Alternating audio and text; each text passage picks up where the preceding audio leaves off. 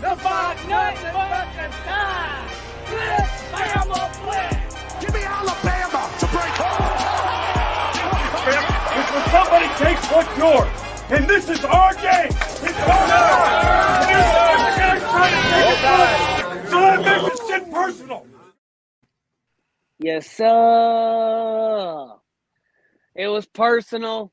We was ready to get it on Saturday, man. It was a dog fight. We scrapped it out, man. We got JT here, JB here, the OG crew in the house. JB, Yes, sir. how we living tonight, brother? I'm good, brother, man. Are you okay? Because I heard they had to put you on suicide watch yesterday, JT. Are you okay? Man, I'm good, all right? I'm good. I'm here. It's JT, your host. Your boy JB in here with us. JB was live yesterday at the game. Yeah. He had the vibes of the stadium, guys. But hold on, real quick. Before we get going too quick into this, real quick, let's give a shout out to our sponsors, guys. We cannot forget our sponsors. Workspace Solutions, guys. If your business needs a digital presence, a full-fledged marketing team, a SEO, and more, we're right here at the bottom. They're here to contact today, guys. WorkspacePros.com. JB, who else we sponsored by, brother? And for all y'all Bama Nation gunks out there, get you one of these title towels. Yeah. Go to WheelSports.com. Use the promo code STANDARD. Get you a nice discount, courtesy of your favorite Bama network, the Bama Standards. And we had a bunch of title towels in the house yesterday at Brian Denny, and it was live. Hey, I like to see that, man. I like to see that. Monica said, "What's up, JT, JB? I need a drink after that game." Woo! Yes. I need one with you. That game was wild. We're gonna get right into it, guys. Before we go though, if you're watching this on Twitter, make sure you come to the YouTube channel. Yes. Like, subscribe the channel, guys. Also, there's something new that we're doing to be a member of the channel. This is something, there's going to be a whole lot of announcements we have with this and new stuff that'll come with this. But you can be a subscriber to the channel for only $2.99. That helps support the channel, helps us keep things going, pushing out great content to you guys. But enough with that, guys. We're going to get on with the show tonight. And, I mean, it's no other way to start our show than to do a 24-hour recap of how it's been 24 hours, a little over actually now. Yeah. We've had time to watch some highlights. We've had time to look at what everybody's thoughts is. We've seen the AP rankings. We stayed at 7. They did bump Tennessee out, but I told folks, yes, us and Tennessee have been on the same course of struggle, and they're literally the last 2 weeks that mirrors each other. Mm-hmm. But what Tennessee does not have that Bama does is a top 5 win right now. Beating Georgia is the reason why we did not move. That win over Georgia is locking us in the top 10 at this moment. But, JB, the defense struggling, players not giving effort. Is the 4-2-5 ready for the SEC? We've seen this defense in other conferences kind of, look decent, get by. Is it for the SEC, though? JB, you going to start us out, man? I'm going to come behind you. We'll talk it out, man. How we feeling, man? Let's break it down, man. So after the game, a few hours after the game yesterday, I posted a video on my social trying to get everybody to calm down and relax. Don't jump off the edge and, calm down. So I know you mentioned defense, right? Y'all mentioned defense. 2 weeks ago, we gave up 40 points to Vanderbilt. Yesterday, the defense only gave up 21 points. I mean, if we 25, you want to count the safety and the field goal, that was on Milroe, and we'll talk about that later. Right. True. So we gave up 3 touchdowns. Guys, the defense did not play terrible. Here's why. We caused 4 turnovers. 4 turnovers. Malachi, Keanu Coop, LT Overton all had fumble recoveries. Demonte Jackson had the game-sealing interception. The team had 4 sacks. So, come on, man. Of course, we have to tackle better because there were some broken tackles. There were some missed tackles. The secondary has blown some coverages. It's been communication issues going on that we have to get better.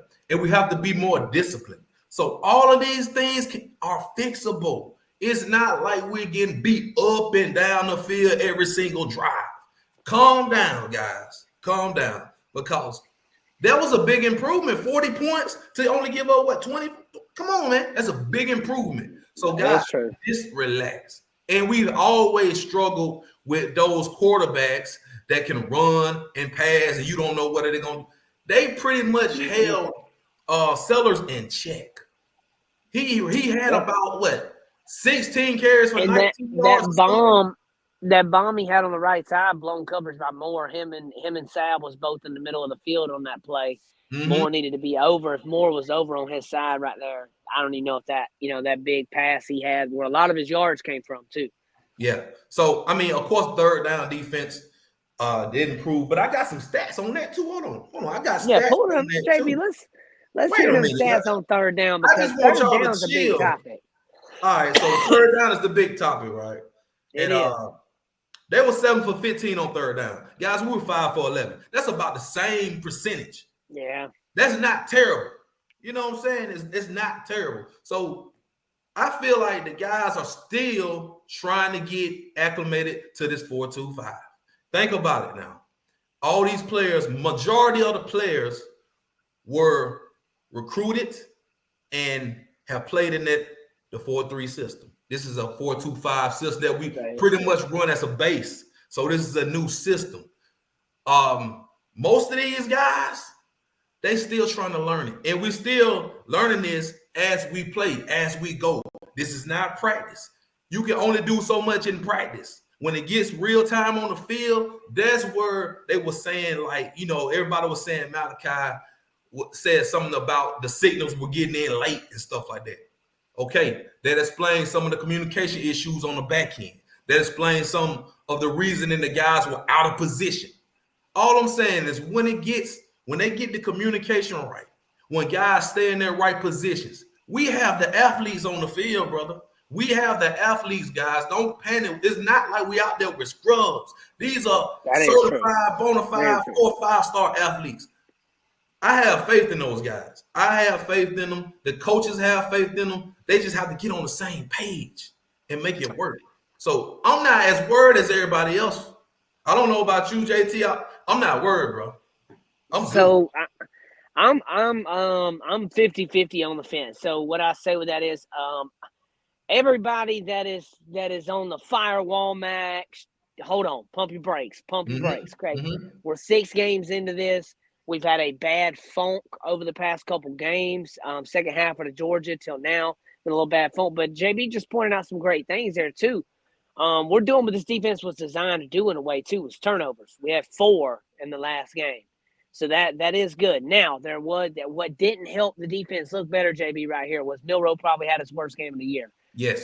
This game, Milroe, and it was still not a bad game though, just his worst this year. Because I wouldn't say it was bad. He was playing pretty good. He was seeing things. We was moving the ball. The offensive line had some hiccups at first. They kind of caught on late. Yeah. But when you look at how things kind of developed throughout the game, that's where I think the defense caught on. But some of I talked about a minute ago, Malachi Moore not in the right place. I'll go back to Vanderbilt, 4th and 1. Sab and Moore not in the right place on that touchdown when he caught it in the end zone.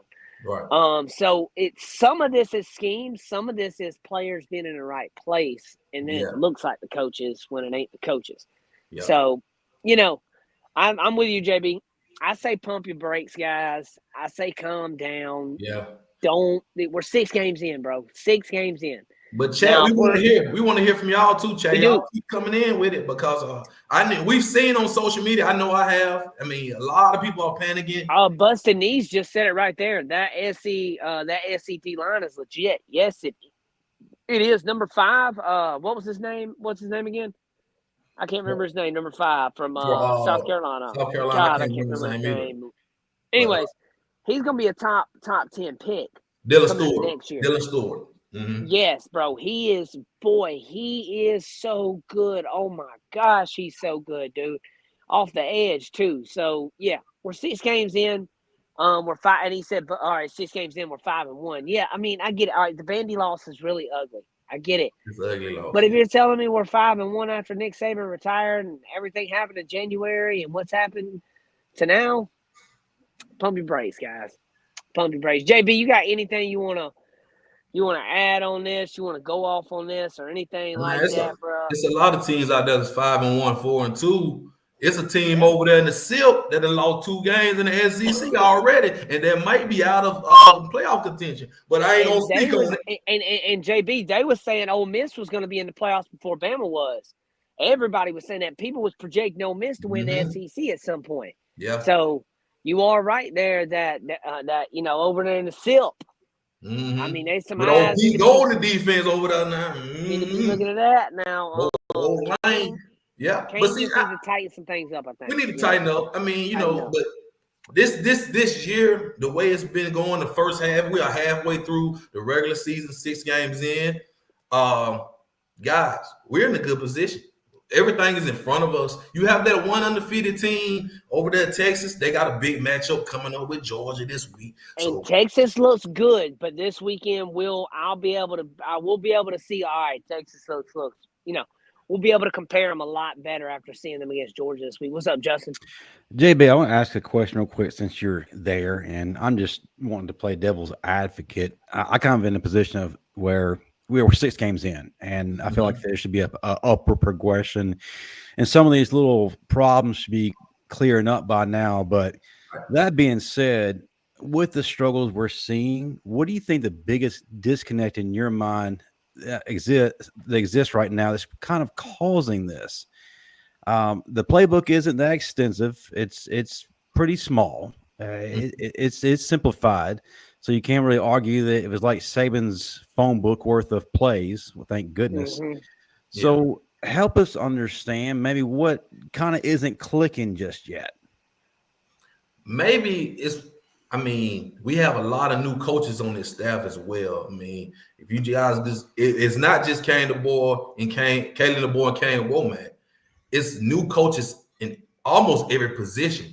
So these guys have to get adjusted. Some of the communications may be different. A lot of stuff may be different that we don't necessarily know about as fans.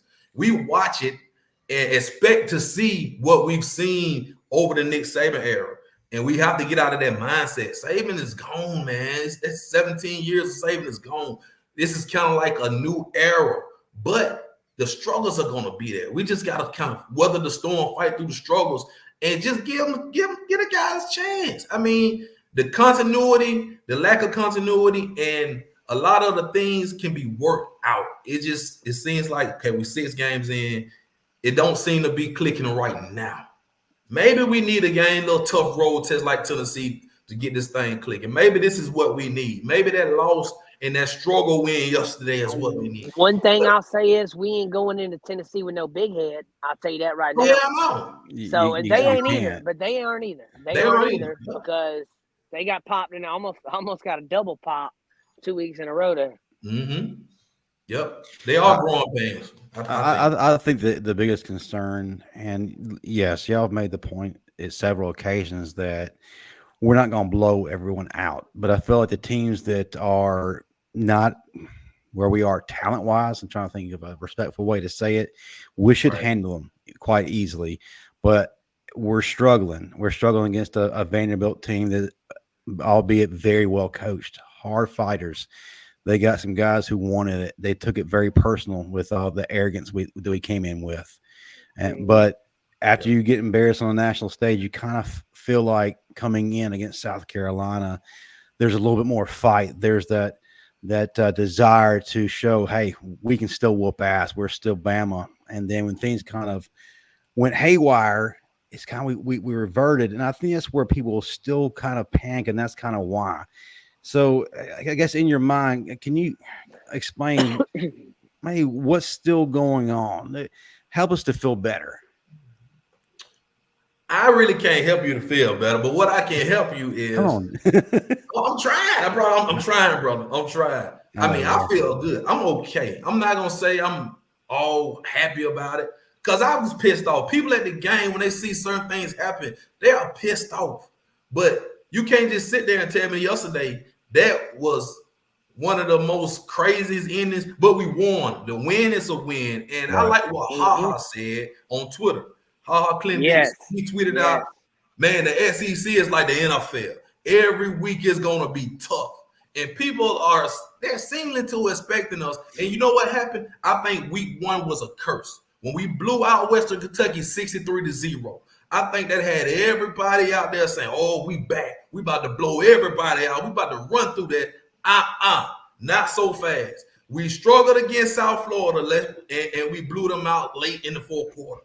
The Wisconsin game was probably our best game all around. Best game that the offensive line played. And then you double back. Look what happened at Georgia. Now you saw what happened the last 2 weeks. So it seems like, man, Bama is, well, we're bad. We're not a bad team. It's just not clicking well. Now, I don't know how to make everybody else feel better, but I've seen ways where we can actually, as long as the communication and it's little issues that need to be ironed out, but it's all fixable in my eyes. It's all fixable. Honestly, JB, I don't think everyone's going to feel a lot better until they see Dante Hightower and Rolando McClain straight out there on that defense. I'll give it back to you guys. I was just kind of curious, want to get your take, want to kind of help people maybe see some things that, through emotions we don't normally see. Like you said, JT, the 24-hour rule, we're able to process things a lot better when emotion is involved. Yeah. Yes, that's big for me. That's big for me because I'm trying to talk about the game right after it, man. It depends, man. It depends. But I want to hit on Henry. Henry left a comment in here. Said we can't let Nick Sheridan off the hook. His play calling was suspect until we needed to score. Okay, Henry. So I do agree. This past game it was, but other than that, I don't think it's been suspect that much. Like his play calling's been pretty on point. The times we weren't hitting the offensive line was atrocious. You can't do anything if the offensive line ain't blocking. That South Florida game, there wasn't play calling that game. That was execution on the O-line. So now this past game, though, I do agree, though. What's up, JB? I can agree a little bit on what he's saying because I was thinking to myself, if I see that Milroe run to the left or the right, so predictable, once they go into motion, the guy's going to pull. You already know the guard is going to pull and Milroe's going to go to that side. Whatever side Robbie Hooks is on, that's the side they're running on. And it's so predictable. Now, I understand if you need to get 1 yard or something like that because Milroe can outrun them and go and get the yard, get out of bounds or whatever, get down. But I think he's taking too many hits. He's taking too many hits because all they got to do is hit that gap. They see Milroe coming. They're going for him. They're trying to hit him, and they're trying to hit him hard. Now, I love it inside the 5, though, JP. I love it inside the 5 because I'm talking about in the middle of the field. Actually, inside the 10. Yeah, I agree. Actually, inside the 10 because, every time we run it around that in between the 10 and 5, you get Milroe to the left, Milroe to the right, man. You get him already on his speed and momentum going, and boom, he's in the end zone. Yeah. We'll kind of switch gears real quick, guys. Well, kind of in a way. Fixing the Tide's problems. Fans hitting the panic button right now. Not every Nick Saban win was a blowout. I'm gonna tell you guys that right now. I spoke about that a little bit ago. The 2009 Tennessee Bama game, 12-10. Didn't even score a touchdown in that game. The only touchdown score was by Tennessee. Every game in there. Also, let's go back to Texas A&M, Bama, when we had to stop them on the goal line, won 24-20 with Saban. We talk about attitudes with players and stuff like that. That happened with Saban too. Everybody's so quick to point this finger at DeBoer, at Kane Wommack, at Nick Sheridan, saying that they don't have the team under wraps. Saban wouldn't let this happen. Well, what's happening when Saban was here too? Go back and look at it. Outside of Pete Golden's thing, Jonathan on our channel stated a little bit ago, outside of Pete Golden era, not Pete Golden, who was D coordinator last year? Not Pete Golden, it was Kevin Steele. Kevin Steele. God, I cannot remember that. Kevin Steele. Outside of Kevin Steele, you go back probably 4 or 5 years, and Alabama don't have a top 25 defense with Saban. So, pump the brakes. But, JB, we're here to talk about how we're going to fix these problems. And I'm going to lead off with something to kind of pass it to you from what I felt was fixing the problem. Go back and watch the game. We've talked about, I've seen multiple people in the comments say it already. Justin Jefferson came off playing lights out, all right? We came out playing in a 4-3 almost. It was a little bit different than the 4-2 because we had that extra linebacker in instead of the DB. 4-3 almost. It was a little bit different than the 4-2 because we had that extra linebacker in instead of the DB. 4-3 almost. It was a little bit different than the 4-2 because we had that extra linebacker in instead of the DB. And that made a difference early in the game. We was up 14-0 at one point. Defense was playing great. And then we switched. We made an adjustment. Things kind of went a little different. But like JB said, though, defense really only gave up 21 points. Milroe and the offense kind of messed up and gave up 5, so. Real quick. I mean, it happened just like that. I mean, it was like – and they took the momentum. They took the momentum in the halftime. I mean, 14-12 game, just like that. I mean, Milroe takes the the safety, and then he throws the pick. They run out of bounds 1 second. They kick a field goal. They get the momentum, and you felt the shift in the crowd. We there, and we're like, "What the hell is going on?" Then they come back, get the ball, score a touchdown. They have all the momentum, but we could have easily bowed down, but we didn't.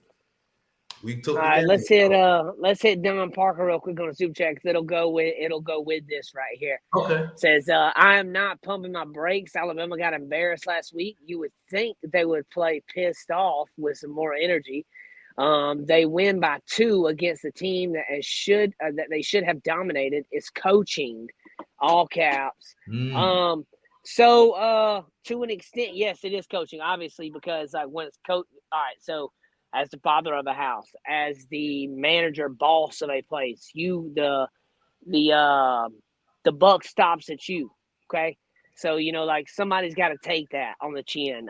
So I get what you're saying there, Mr. Don. I agree 100%.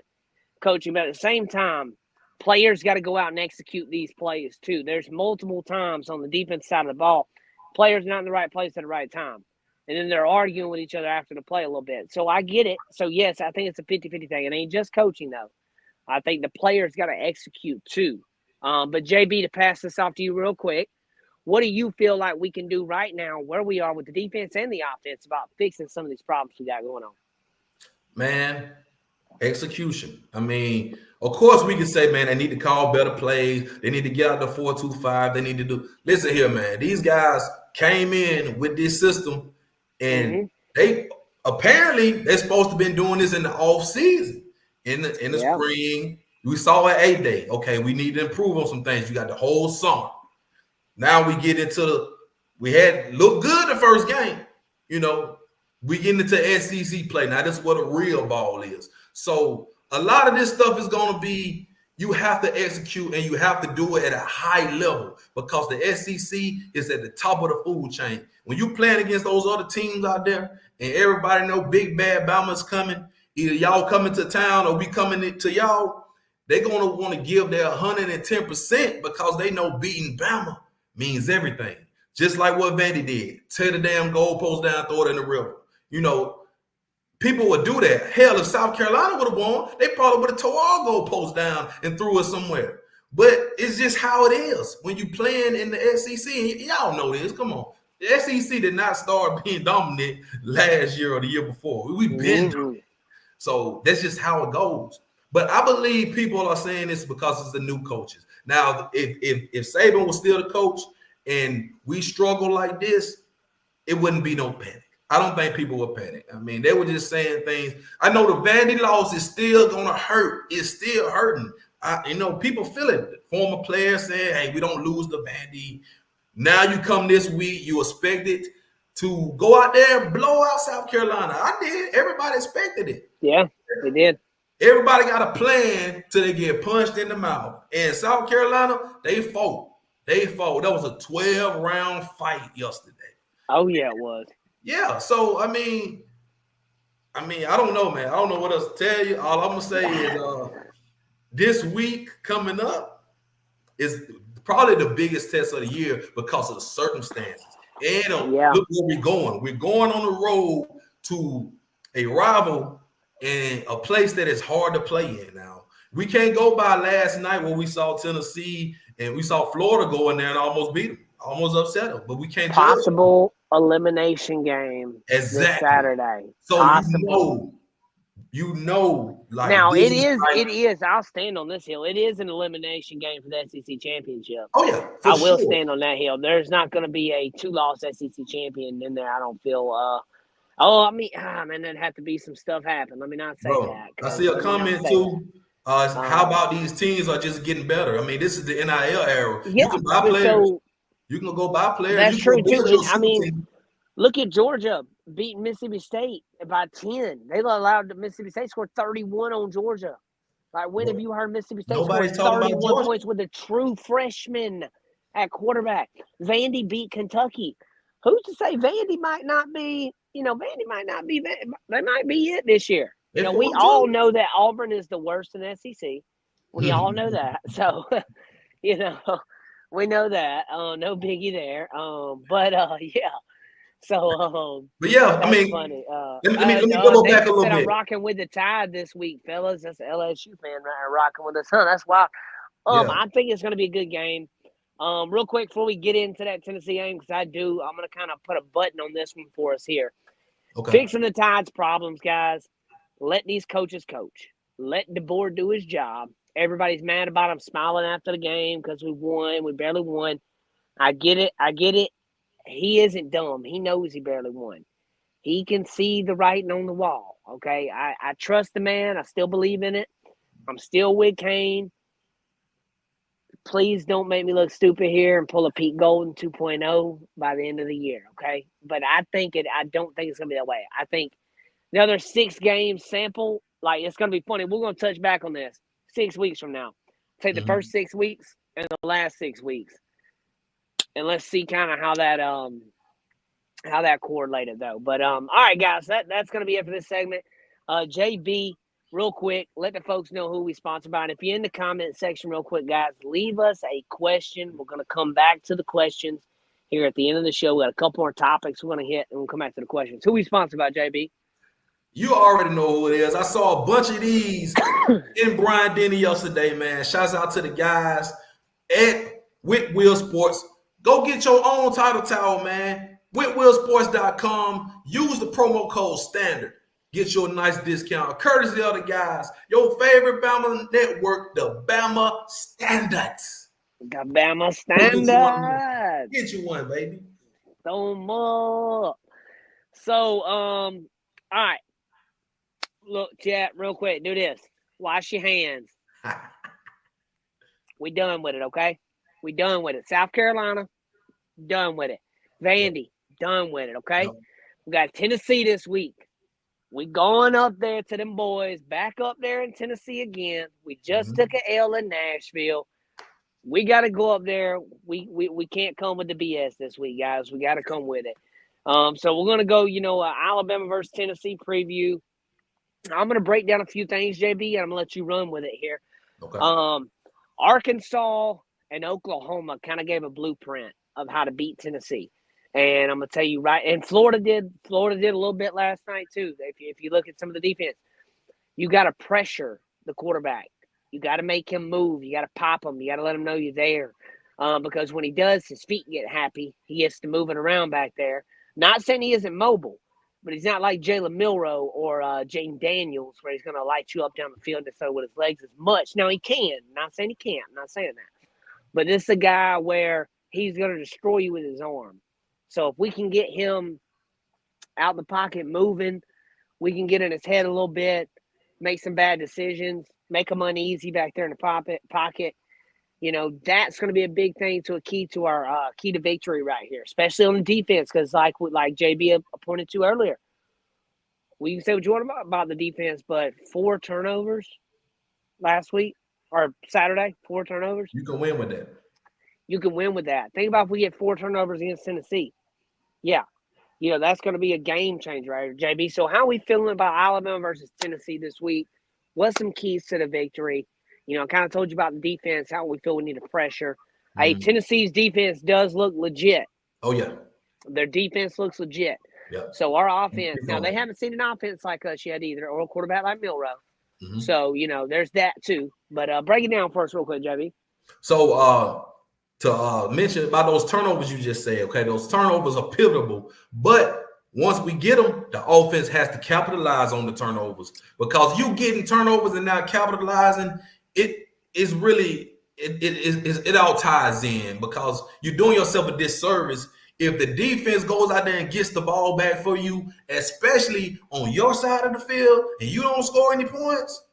That's bad business. You got to help the defense out. I mean, the offense got to help the defense. Just like yesterday, the offense did not play well at all. I think we played well enough to win. We almost gave it away. But against Tennessee, this is going to be big because I'm not really worried about Nico. Okay. He's a freshman. Come on, man. I'm not really worried. Yeah. He could light us up. It's a potential. But you know who I'm really worried about? That the running back they got over there. I'm worried about Sampson over there. Now, yeah. He has about 15 touchdowns this year. He's probably the best running back in the SEC. So the way he can run, if he gets 7-8 yards a pop, we're in trouble. Because guess what? They can milk the clock. They can control the tempo. So the key is to be stopping him, hold him about 3-4 yards a pop. We're going to definitely have to tackle better, and we're going to have to – gap control is going to be very key in this game right here. And don't get fooled. Don't get fooled because everybody's looking at Nico and his potential, right? But still, he can make mistakes. He's been making mistakes. Tennessee has not played well. If it wasn't for Sampson, if it wasn't for him, I don't know what I would say about Tennessee's offense. Good take. And that's what people's got to put it in the box. People got to put him in the box for him because he is a downhill runner. Yeah, just like Busted Knees in the chat, most rushing touchdown through 6 games since '92. This dude's real deal. That's 32 years, bro. Yeah, he's real deal. So he's really the key. I'm keen on him. I mean, they got some nice receivers over there as well. Squirrel White did get banged up in the Florida game. I do not wish ill upon nobody, but that is something to look at. If they're without Squirrel White, guys, that's something that's their go-to guy. He lit us up last year too, especially the first half, man. Yeah. He had that touchdown, had a couple crazy catches. The dude is just really good.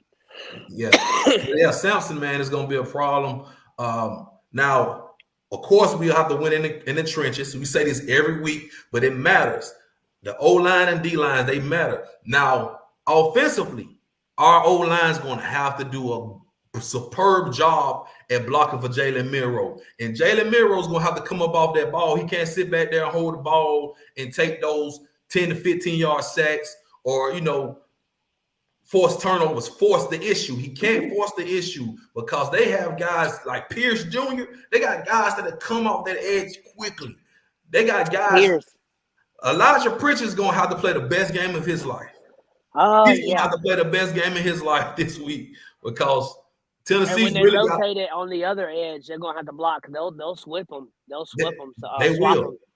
They'll flop them. Depends on what they're calling. I've seen it happen in the Florida game too, man. And if Florida had a halfway O-line, they would have beat Tennessee last night in overtime. But they put too much pressure on the young boy late in the game. Yeah, DJ, man. A young kid. Played great. Valuable effort. What's up, Justin? But, JB, to your point, if Pierce is coming off the edge, dude, he can. I mean, he's like Tennessee's Will Anderson. If Pritchard is struggling like he was against Kennard or Stewart, I forgot which one he was lined up against. Nonetheless, he was eating his lunch. That's where Sheridan needs to pull in another tight end. I don't understand why he didn't do that yesterday. Another concern for me in this game, and this is something we've been having problems with the entire season. Again, like you said earlier, it's a simple fixes. One of the biggest simple fixes is for us manage clock. Yes. Man, we got to burn that clock. Let it get down to the 3 seconds, 2 seconds. Bleed it. Keep Nico. Keep old boy in that backfield on that sidelines as much as you possibly can. Also, can we take a snap under center? Do we know how to do that? I've seen it happen twice last game. Like sometimes I think we need to get under center a little bit, and I'm like, hey, just snap the ball under center. I agree with that, but I agree also with giving a lot of props to Dylan Sampson. But my gosh, can we give props to Jam and Justice, and also as an extension to that, use them. Thank you. Yesterday, what they have combined, 12 carries? You've got 2 elite backs, and I to this day, I don't understand why Nick Sheridan is not incorporating them into this offense more. And every time we start to develop a rhythm, they're pulled. and we start trying to hit the big play. We're still trying to get the quick strike. So again, lean on your entire offense and don't put Jalen Milroe in harm's way and get him banged up, because once he goes down, it's going to be difficult. I got faith in Ty Simpson, but don't let somebody go down when they don't have to. Use these backs, guys. Yes. Man. And Justin, to what you were saying, like a bunch of times yesterday, I saw Jalen Miller go flank out wide. Use him as a decoy, just so they can run the ball with Milroe. I mean, come on, man. We have two studs in the running back room. Use the guys. I mean, they could get like 7-8 yards a carry, but they're only getting 7 to 8 carries a game. Right. Yeah. But yeah, get Jam in the passing game. Has anyone yet been able to cover him on a wheel route? No. So why are we doing that? And Milroe be hitting them too. Mm-hmm. Yep. So I mean, yeah, Justin, thank you for coming by, man. He's always good when Justin comes by and drops off and drop the gem. He drops some gems in. He's coming by. He's about to go lay some now. Something else though. We talked about keys to victory. Talk about somebody that we could have Kobe back possibly. I think that'll be something we didn't realize that we needed as much. So there's some clutch third downs, second downs that he'll catch across the middle that we need, that we don't have the experience for. Jeremy Bernard, that's our number. That's him and Williams is like 1 and 2, because some games like last game, Williams started getting some looks a little later, but Bernard was getting the looks, and I think that's something you got to look at going forward here, because we can't hit Williams every game for 11 catches and 200 yards, whatever. Every game. There's going to be games, but also that's why I think we need Kobe back. We need a couple other guys back. Kendrick Law blocking downfield. Yes. JB, how do you feel with some of that? If we can get some players back on this offense, how do you think the offense is going to do against Tennessee this weekend? We have to, of course, getting players back is very key. We have to use the guys. It was a bunch of times yesterday. I know people were saying Ryan Williams was open. Milroe either didn't throw his way or missed him. I mean, he had one deep ball. He just missed him. I mean, he was open. But, Kobe Prince is coming back healthy will be key. I mean, he's a possession receiver to me. Like, he can catch the ball 10, 15 yards. We need Kalo back. He's a hell of a blocker. Would love to get the ball in his hands. I mean, we're missing guys. Quavers and Dupree, get them the ball more. I mean, we have guys out there.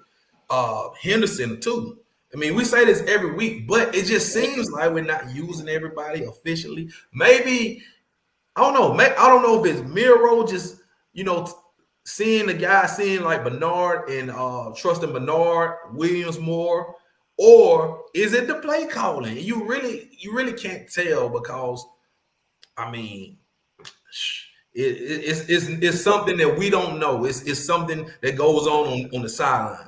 So whatever they have going up, I mean, as long as we can keep drives sustained, which I think we did a little bit yesterday. We had one drive that we ran the ball all the way down the field, scored a touchdown on. That last drive of the game, we went down there and he hit Bernard for the touchdown. That was a good drive. We took off about 6 minutes of the clock.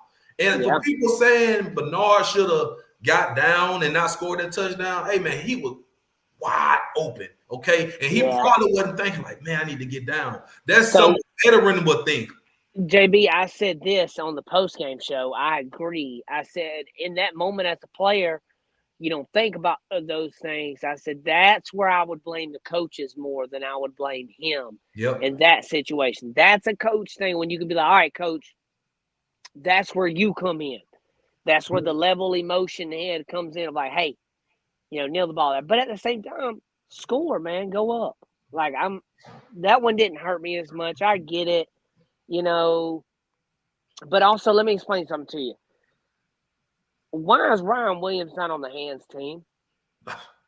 What in the hell are we doing on special teams? And we have him back there catching punts, but we don't have him on the hands team? Yeah, that's terrible, though. On the hand? I think I only saw 2 wide receivers out there. I'm like, hold on. Like, there should be a couple guys out here that are wide receivers that maybe are Caleb Odom, body. That's a body. Also, hey, guys, you do know that you can make contact even though the ball hadn't been touched when they kicked that.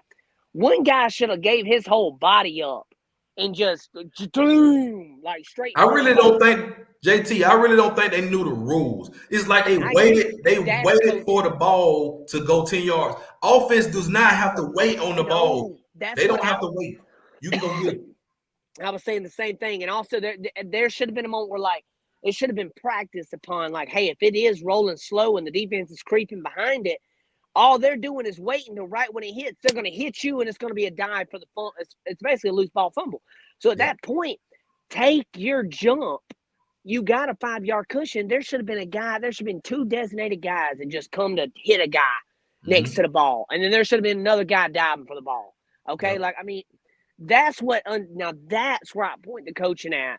And that's when I'm like, hey, I don't care about Jeremy Bernard kneeling. We should have had a way better hands team and a way better formation. I guarantee that gets practice better now because they should never even had the ball. They shouldn't even came to that outside. And also, JB, be very lucky that the rule for onside kicks is where you touch it at is where you get the ball at, not where you recover the ball, because that ball rolled way on down there and they could have possibly hit a field goal if things would have kept going there, but they hit that one play, no timeouts, clock started running. That worked really good in our favor. So something else. I want to add. I just want to add that. Go ahead. I got no problem with Bernard scoring that touchdown. I mean, you're wide open. He catches the ball like at the 5-yard line. His momentum's gonna take him in. Go ahead, but the defense should step up. Defense, hold them. Just one stop. All we need is one stop, man. We got an 8-point lead. They need to go all the way down the field, score a touchdown, get a two to tie the game. So, offense, the key to every football game, winning every game, is to score points. So, telling somebody not to score. Another thing, guys, just to double back on this because I didn't get to correct or actually defend myself in the post game because I said something about Demonte Jackson taking a knee in the end zone. Everybody was like, "No, that would have been a safety." No, guys, by the ruling here, you have momentum. If a player has momentum and it carries him into the end zone, that is the same, and he could have kneeled. It would have went out on the 20, 25, whatever it is. Yeah. Now, if he was at a dead stop, breaking at the ball opposite from the goal line that he's at, you see what I'm saying? He was to catch it, and then he turns around and runs backwards in the end zone. That would be a safety. What he did, everybody was like, "Oh, well, he threw the beanbag on the 2." Yeah, he threw it where it happened. But momentum carried him in. Now, that is a judgment call by the referee. So you do have to hope that the referee, and I get in that case, you don't want to rely on the referee because that is a ref call right there. There ain't no reviewing to that. Like if he says that's what it is, that's what it is, for the momentum part.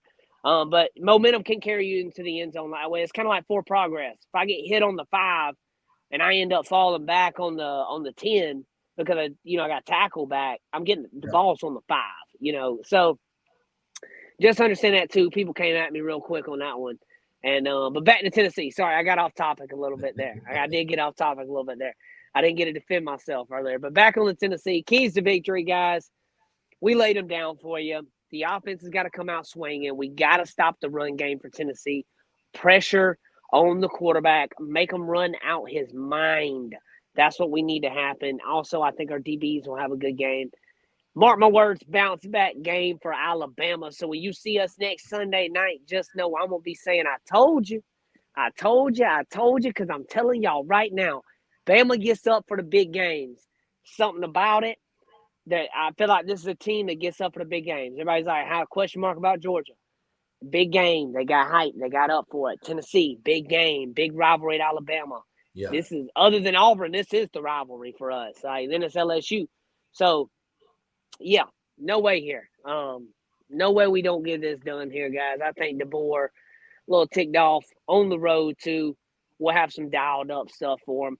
But we're going to do some predictions and players of the game coming up. What's up, Nick? Nick Beasley, my dog. And reminder, guys, if you're on Twitter and X, guys, head over to the YouTube channel real quick, guys. Like and subscribe the channel.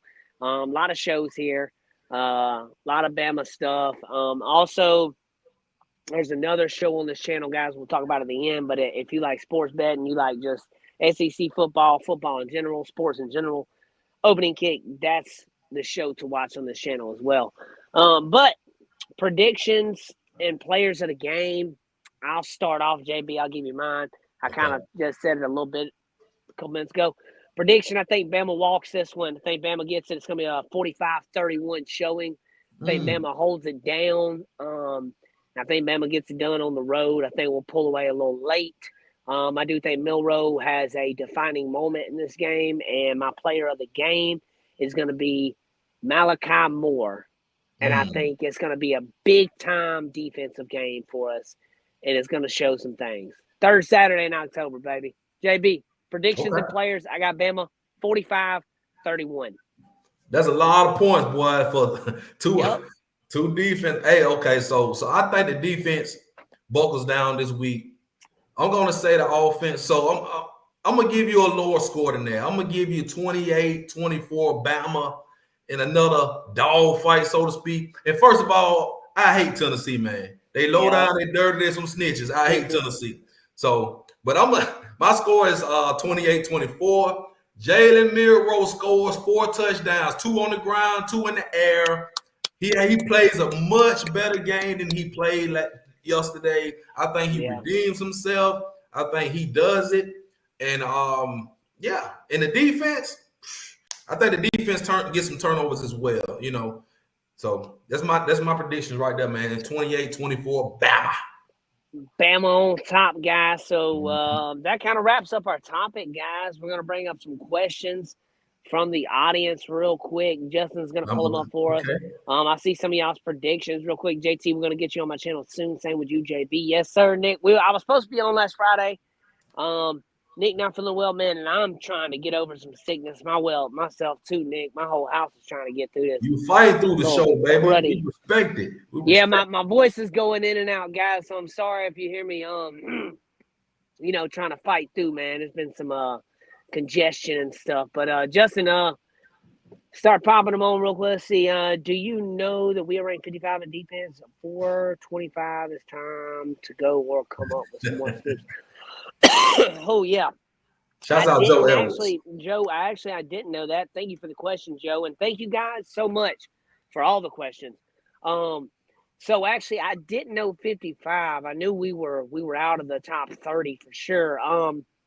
That's a good one. So the second half of the season is going to be a tale of two tales. Can it be this right here, or will it flip a leaf and it be like, hey, the second half they'll rank top 20? They started out rocky. Schemes wasn't right. People wasn't understanding things. Boom. More talked about that in the offseason. Instead, it took them a couple weeks even to start picking up on it. So I think that's what it is. These guys got to get it caught on a little bit more. Second half of the season, let's see how this goes. JB, next question, man. Okay. Busted Knees Sports, shouts out to the guys. Do y'all think the D forcing all these turnovers will continue, especially against a team like LSU? You had to throw LSU in there, huh?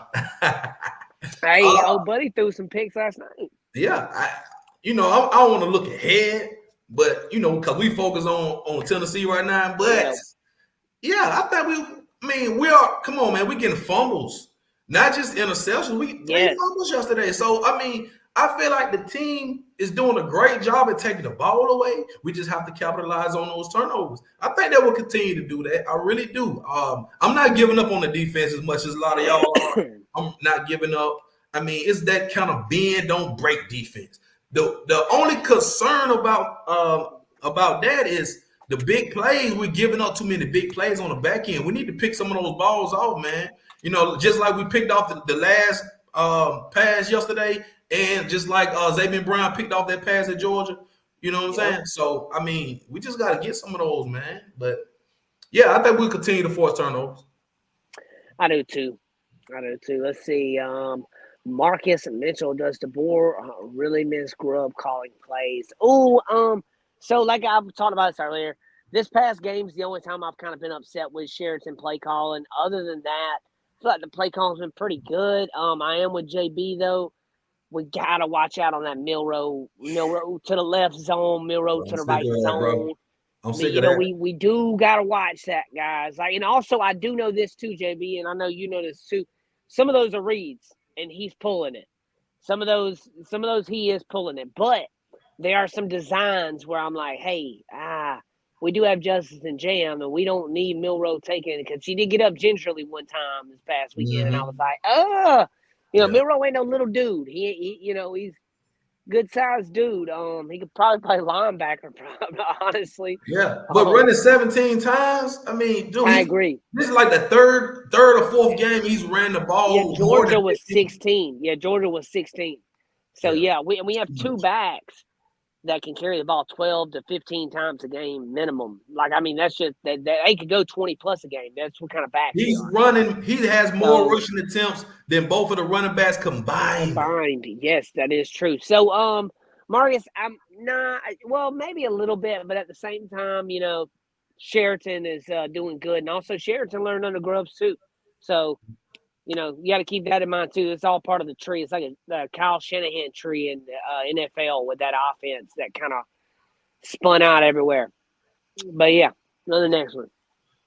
Joe Edwards again. Do you think our DC OC knows how to make adjustments on the side of the ball? I don't know about Wommack's adjustments. Very skeptical about him. Nick Sheridan.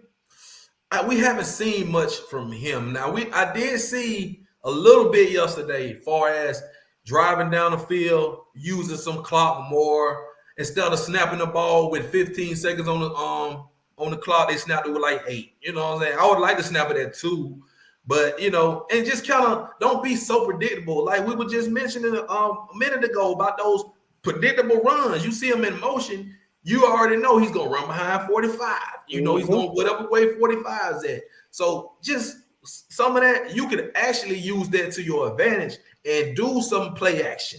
Hit the tight ends on crossing route. That play design, whatever they did on that 3rd and 10 and threw the touchdown to Bernard, I was up there next to a lot of people, and I was saying they need their best 3rd and 10 play yet.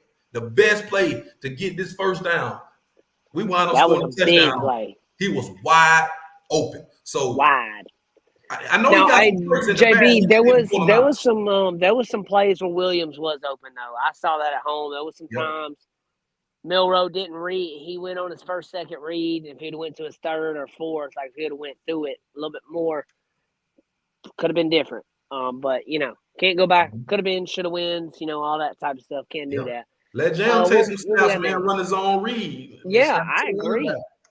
I agree, dude. Jam and Justice need more. And I think eventually that's gonna have to happen. Do you believe that we need to beef up on D-line, get more edge rushers from the portal or recruit? No, we don't need to go to the portal or recruit. We got them on the bench or they're playing for us. Keon Keeley should have gotten some reps right now. I'm quite confused why I haven't seen him get a rep or two.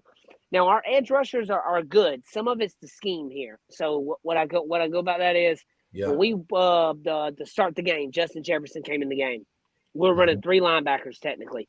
One was playing on the edge though, which is what we've done for many and many and many of years in the 4-3 with Saban. So when that was happening, we were up 14-0.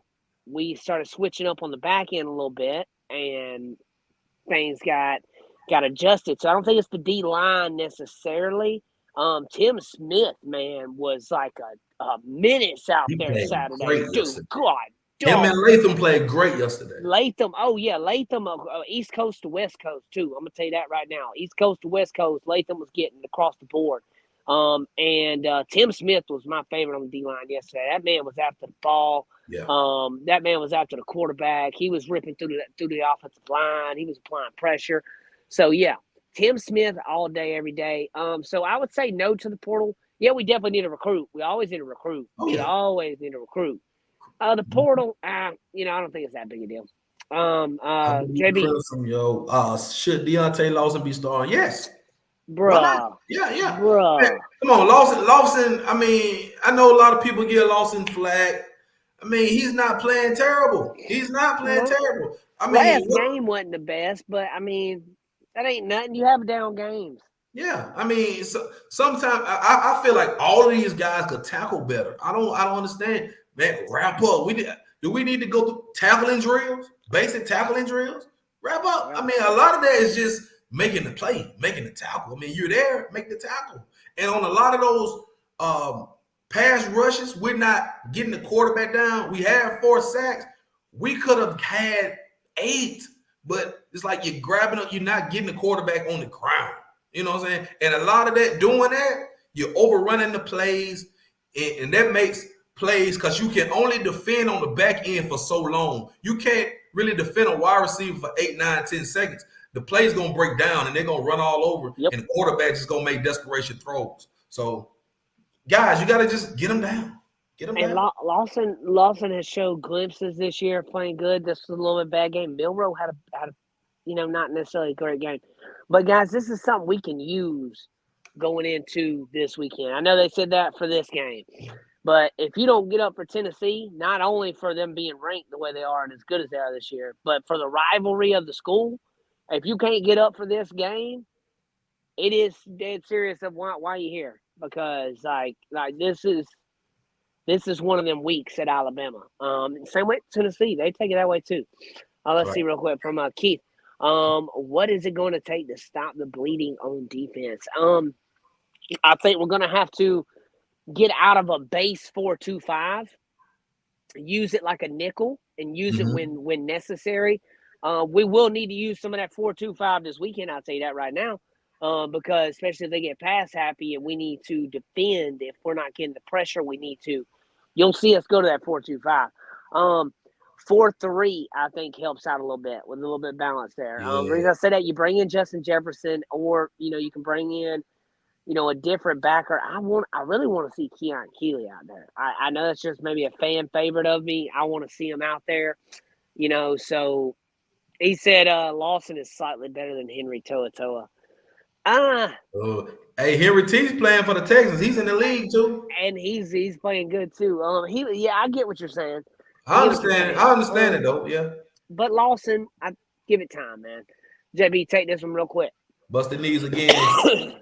Y'all got to run the ball to win the rest of the way. Tennessee will tee off if you don't run. My brother, I totally agree with that. We cannot drop back 35, 40 times throwing the ball. We have to run the ball. We have to get positive yards on first down. We cannot be in 3rd and long on Saturday. If we're in 3rd and long most of the game, it's going to be trouble because they know we're going to be passing the ball. And Tennessee has a good defense. They really have a good defense.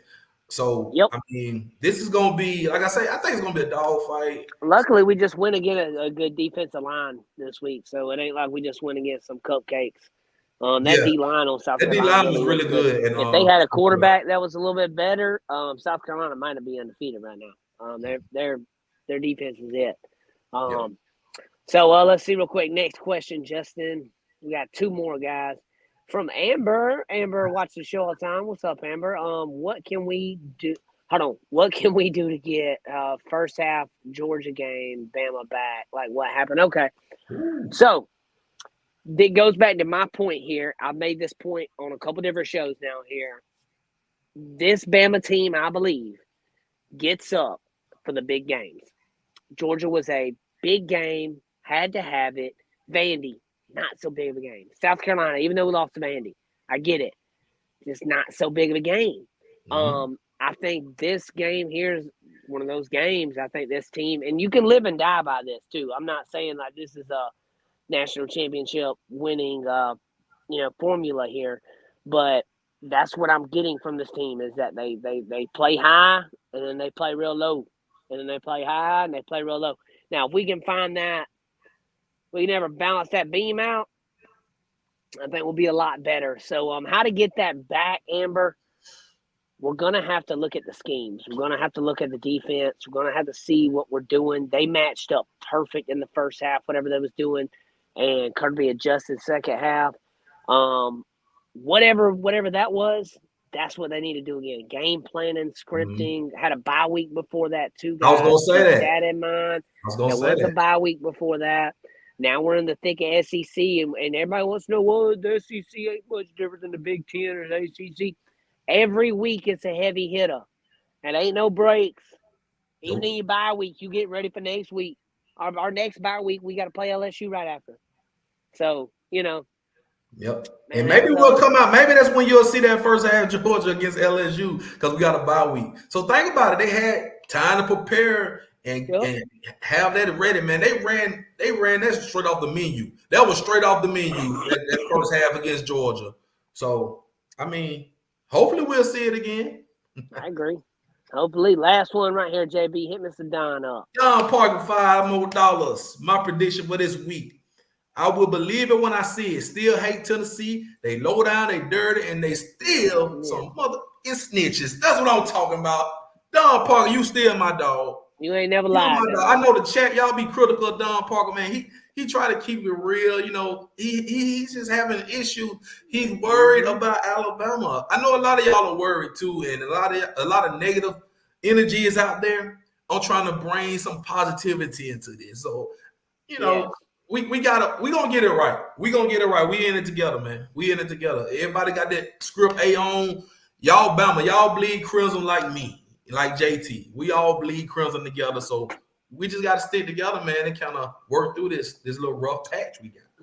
We do, guys. That's going to put a button and a bow on it for the night for us, guys. Thank you guys for joining in. Thank you guys for tuning in. You guys are awesome, man. Catch me on TikTok, Roll Tide Nation. Thursday nights at 8 p.m. Central Time, we have Talk'n SEC. Me and a couple guys from TikTok. There's a couple different guys there. We talk about the SEC slate, what we have coming up. And real quick, guys, comment, even if you're watching on the replay, if you would maybe want to see Talk'n SEC come to this channel on Thursday nights. If I have enough people saying they want to do it, I might try to make something work out there. But yeah, so JB, where can the people find you at, brother? Y'all can find me on the Twitter X at young_ENT_, trying to spread some of this positive energy for the Bama Nation. Also, Sports Talking with JB on YouTube. I have shows on Tuesday nights, Wednesday nights, post content, and the Instagram Sports Talk JB.